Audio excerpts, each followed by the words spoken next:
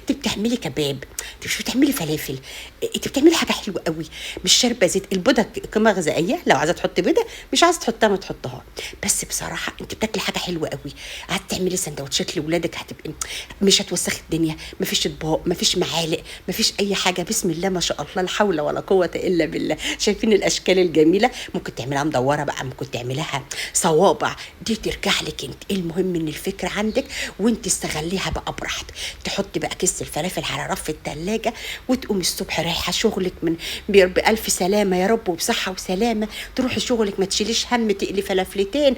جايه من الشغل عايزه تجهزي الفطار للولاد او تجهزي الغدا، دي براحتك. انا بقول لك الفكره وبسهل عليكي شغلك في المطبخ. الفلافل حلوه وخفيفه. بص فقش، والله عايزه اسمعكم صوتها. فقش خفيفه حلوه قوي لذيذه، اكنك بتاكلي كفته. عامله كفته بجد، مش فلافل.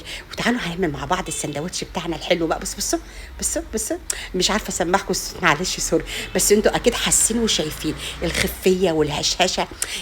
الهشهش ايه بس. صباح الفل، صباح الهنا وصباح السعادة. الهشاشة اللي هي فيها البتنجان بتاعنا خفيف قوي. طبعا زي ما انا معوداكم على طول، واللي جربها حبايبي كلكم وبناتي جربتوا البتنجان بطريقتي، ولا اكنك قلياه، وبيبقى طعمه مسكر وبيبقى طعمه حلو. اعملي بقى سندوتشك الحلو ده، واعملي كوبايه شاي، وافطري فطري ولادك وحلو. ورايحين المدرسه اعملوا سندوتشات، انت رايحه الشغل اعملي وخدي معاكي، مش هتلاقي نقطه زيت. جربي الفيديو ده ولازم تقولي لي رايك ان شاء الله. صباح الفل وصباح الهنا وصباح السعاده. ربي يسعدكم ويرضيكم ويرضى عنكم.